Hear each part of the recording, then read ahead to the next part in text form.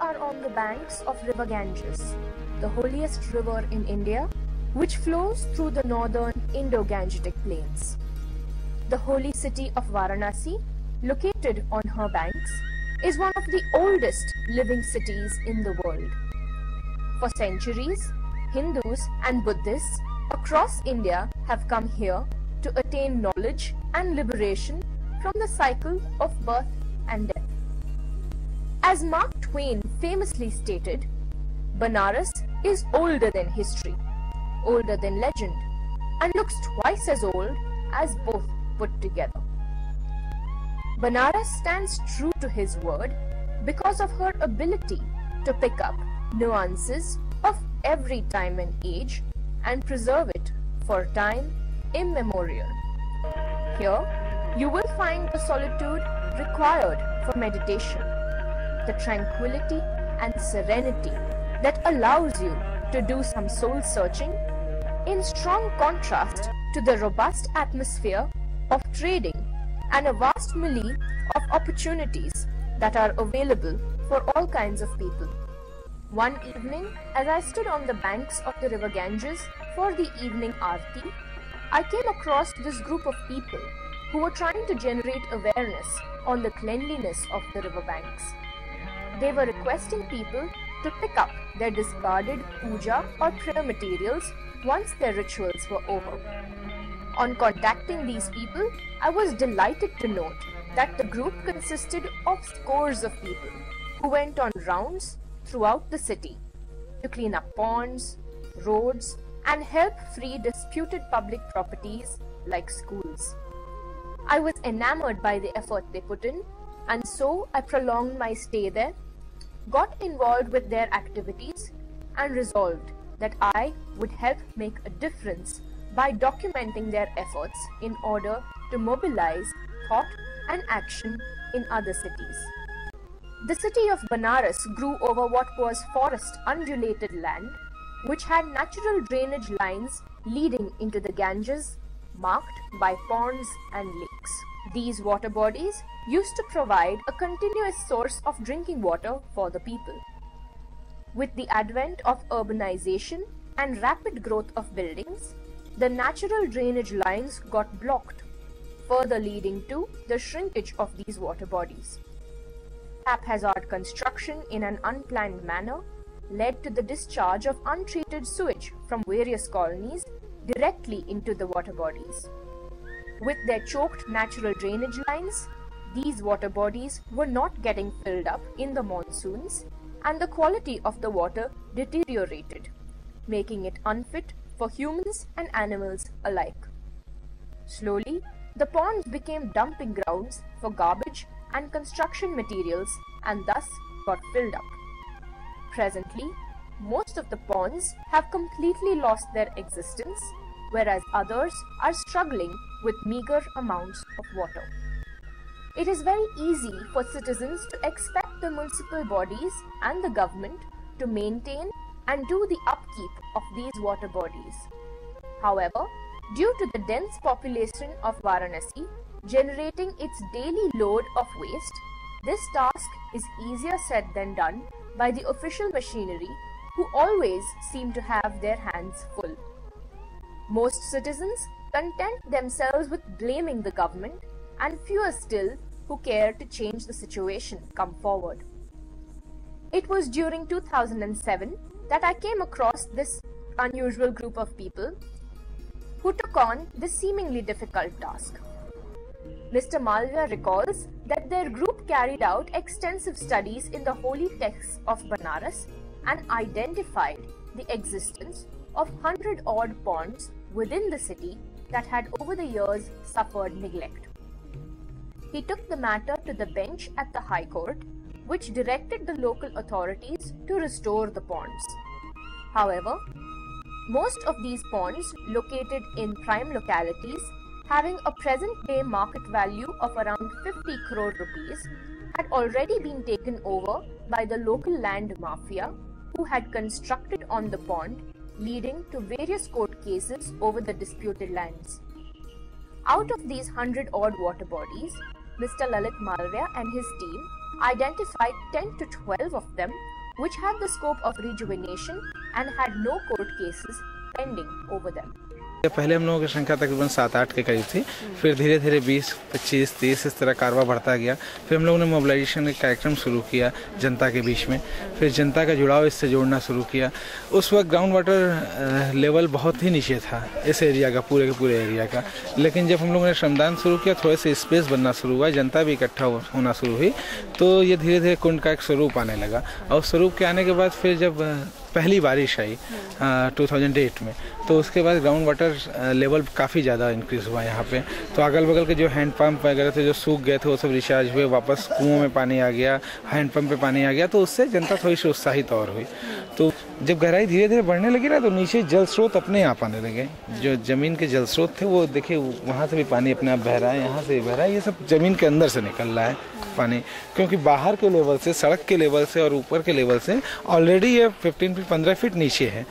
15 feet नीचे है और ये 10 फीट और हो जाएगा तो 25 फीट हो जाएगा, तो फिर ज़मीन का पानी मिलने लगेगा इसको भरने के लिए। मॉर्निंग वॉक समय के बारे में आप कुछ बताइए। ये जो कॉन्सेप्ट है मॉर्निंग वॉक का, ये किसी और शहर में नहीं है, नहीं दिखाई देता। मॉर्निंग वॉक में लोग अलग से टहलने और योग वगैरह में काम करते थे, तो हम लोगों को लगा अगर शारीरिक श्रम ही करना है तो कुछ ऐसा किया जाए जो जिससे समाज का काम हो सके। उसी क्रम में फिर हम लोग श्रमदान से जुड़े और श्रमदान का काम शुरू हुआ। मालवीय जी ने हम लोग को इस में प्रेरित किया कि भाई आप लोग मॉर्निंग वॉक करते हैं या अखाड़े में जाते हैं, तो हम लोग वहाँ से हट के फिर अपना अखाड़ा इसी पिशाच मोचन कुंड को और भी पुष्कर तालाब है उसको बनाया गया। सुबह हम लोग 2-3 घंटे साथ में जो हम लोग पेपर पढ़ने का कार्यक्रम होता था, सभी लोग आपस में समाज के सभी वर्गों के लोग आते थे यहाँ पे। हम लोग न्यूज़पेपर पढ़ने की आवश्यकता ही नहीं होती थी, सारा कुछ यहीं पे न्यूज़ मिल जाता था। हम लोग पूर्ण रूप से इसमें काम करते। जनता ने एक एक बोरी सीमेंट कोई पहुंचाया, कोई ईंटा पहुंचाया। इस जन सहयोग से तो कुछ ऐसे लोग मिले कि जिनसे हमने कुछ मांगा नहीं था। तो वो साइकिल से चाय बेचते थे, पान बेचने वाले लोग हैं। तो उन्होंने कहा कि सिंह साहब हमको इतना आप गरीब समझे कि हमसे आप सहयोग नहीं मांगने आए, क्यों? हम कहा भाई आप नहीं कर सकते उतना, हिसाब से नहीं किया, संपन्न लोग हैं वो सहयोग कर रहे हैं। तो वो लोग एक एक बोरी सीमेंट जबरिया लाद कर आगे पहुँचा गया कि हमारा भी योगदान है इसमें। और ये कुंड श्रमदान से बना हुआ है, मट्टी खोद खोद के निकाल ले गए। उसके बाद सहयोग मिला तो मिस्त्री लगा करके ये सब कार्य पूरा संपन्न कराया गया। और पानी लेवल जब अच्छा हुआ तो आज हर आदमी मान लिया कि नहीं भाई इससे जो रिचार्जिंग हो रहा है, पानी की प्रॉब्लम ख़त्म हुई। और पर्यावरण का एक तो ये लाभ ये मिला कि पेड़ पौधे लग गए। जहाँ पर कंकड़ पत्थर फेंक के घर से पाटते थे लोग, कूड़ा करकट अपना निकाल के यहाँ पर उसी से पटा है ये। तो उसमें करीब 70-80 ट्रैक्टर तो इसमें से हम लोग चाल करके चलना रखे थे, चाल की गड्ढा खोद करके पेड़ लगाए गए और आज ये पेड़ हरे भरे हो गए। तो सामाजिक सहयोग से और रचनात्मक कार्य करने के लिए जब व्यक्ति लालायित होता है और खड़ा हो जाएगा, उस दिन सरकार की सहायता की जरूरत नहीं पड़ती। छोटे मोटे मोहल्ले के और ये नागरिक कार्य जो हैं ये स्वतः किए जा सकते हैं। Interestingly, this place is located in an area predominantly inhabited by Muslims, and work on this pond saw members of both the Hindu and the Muslim community come together in a joint effort. This only goes on to show how people who are genuine in their efforts and true to their aim succeed at involving larger communities and incorporating their services. Mr. Malviya and his friends have managed to mobilize a great number of volunteers, and this is exactly the reason why this initiative has been so successful. Incorporating the help offered by the local administration, the group also expanded to include students of the National Cadet Corps, members of the National Social Service, Provincial Armed Constabulary, and the local police forces, including the then Deputy Inspector General, Mr. R.N. Singh. It is not as though Mr. Malviya met no opposition. At every step, ignorant people from the locality themselves protested and complained of being disturbed by the ongoing work. More than often, they would undo the volunteers' work and delay progress. Over time, a few of them joined the initiative and openly supported the cause. The locals take up the routine cleaning of the ponds without much assistance from the municipality, except for transportation of the filth away from the locality. तो दूसरे शहरों में ये हो सकता है, ये जो आपने बनाए हैं वाराणसी नागरिक समाज?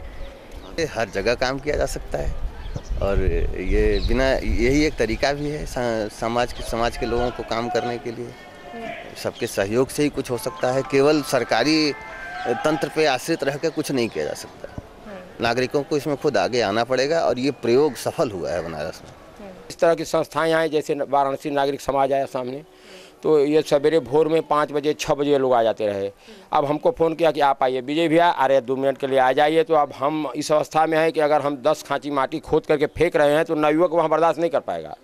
अगर नवयुवक वहाँ खड़ा है तो उसको यह महसूस होता है कि हमारे बुजुर्ग मट्टी काट के निकाल रहे हैं, तो अपने आप कह देता है कि आप हटिए, हमको करने दीजिए। तो इससे बड़े बड़े रचनात्मक कार्य किए जा सकते हैं। ये जल समस्या समाप्त की जा सकती है, पेड़ पौधे लगा करके ये पर्यावरण हमारा ठीक हो सकता है अगर हम रचनात्मक कार्यों के लिए आगे आवें। अब इसका देखा अन्य शहरों में अगर होने लगे तो वहाँ की समस्याओं का निदान बहुत बड़े काम हो सकते हैं। गांव में सड़कें बन सकती हैं, वृक्षारोपण कराया जा सकता है, कुंड तालाब ठीक हो सकते हैं। बहुत कुछ समस्याएं हैं गांव में जो आज ग्राम प्रधानी को लोग के विवाद खड़ा है या गांव में झगड़े चल रहे हैं, उससे हट के अगर कोई संस्था वहाँ काम करने लगे तो बहुत काम किए जा सकते हैं। जहाँ शहरों में कंक्रीट का पूरा जंगल बन चुका है, एक कंक्रीट के जंगल के ऊपर इंसान खड़ा हुआ है, लेकिन जो उसकी प्राइमरी फेसी ज़रूरतें हैं वाटर, वो चीज़ बगैर नेचर को सेव किए हुए, बगैर इस तरह के कुंडों को सेव किए हुए पूरी नहीं हो सकती। इसलिए केवल ये आंदोलन यही समाप्त नहीं होगा, इसके बाद भी बाकी और कई कुंड हैं जो अपने अस्तित्व की लड़ाई लड़ रहे हैं या जो लगभग समाप्त हो चुके हैं। हम उनको पुनर्जीवित करेंगे, उनके साथ रहेंगे, उनकी लड़ाई लड़ेंगे। What drew me to this initiative was the simple thought that bound these people together. I realized that they bore no registered logo, but out of formality called themselves the Varanasi Nagrik Samaj. Neither do they have a hierarchy in the group, nor do they have a single leader. Unlike busy metros where such initiatives do not see such vast responses, this group has managed to capture the attention of almost each and every citizen of Varanasi. The beauty of this initiative is that the people themselves come forward to donate money, truckloads of bricks, tons of cement, and other required materials.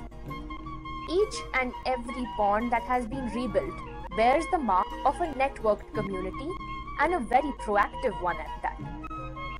Building a consensus is difficult and tedious, as communities need to be first convinced of the cause. And by talking and negotiating, the face of the society can be given a more appealing aura. By cleaning out their own backyards, people can reduce global warming in their own way by incorporating nature and its upkeep in their daily lives.